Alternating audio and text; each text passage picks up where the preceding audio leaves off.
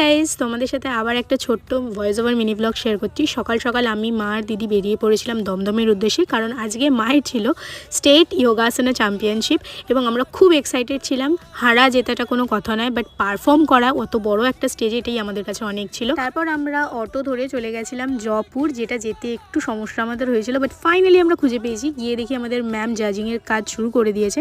আমরা সামনে একটা সিট পেয়ে বসে পড়েছিলাম, কারণ ওখান থেকে নড়া যাবে না, কারণ এত সুন্দর সুন্দর ওরা পারফর্ম করছিল বাচ্চাগুলো, যে দেখে সত্যি আমাদের অনেক কিছু শেখার ছিল। তারপরে আমাদের সেন্টারেরও কিছু মেয়ে পারফর্ম করলো। এটাই আমার একটা বান্ধবী যে পারফর্ম করছিল। দেন একটু বিস্কুট টিস্কুট খেলাম, খেয়ে পুচকিটার সাথে একটু গল্প করছিলাম। দেন দেখলাম আবার ব্লগ করছে, কিরকম স্টাইলটা দেখো শুধু তোমরা। তারপর এখানে প্যারা যোগাসনার জন্য অ্যারেঞ্জমেন্ট করা হয়েছিল এবং সেই স্পোর্টসেও কিছু স্পেশাল চাইল্ড পারফর্ম করেছে। আর তোমরা যে ছেলেটিকে দেখছো ও ফার্স্ট হয়েছিল, কি সুন্দর করেছে তোমরা শুধু। তারপর আমার মা স্টেজে উঠে গেছে, দেখো শুধু তোমরা। একটু ঘাবড়েছিল কারণ একটু কেওয়াস হয়ে গেছিলো আমার মায়ের গ্রুপ নিয়ে। তো মা খুব ভালো পারফর্ম করেছে, আমাদের জন্য এটা বিশাল বড়। মা সার্টিফিকেটও পেয়ে গেছে। তারপর সেই ঘটনাটির জন্যই আমার মা একটু মুডটা বিগড়ে গেছিলো। তারপর একটু কেক বিস্কুট খেলাম।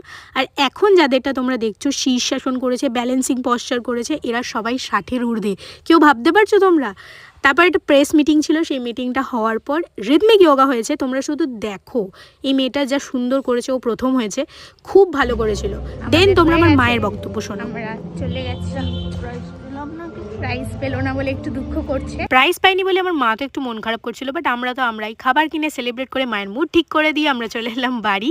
দেখা হচ্ছে পরের ব্লগে। Till then stay safe, stay healthy, by.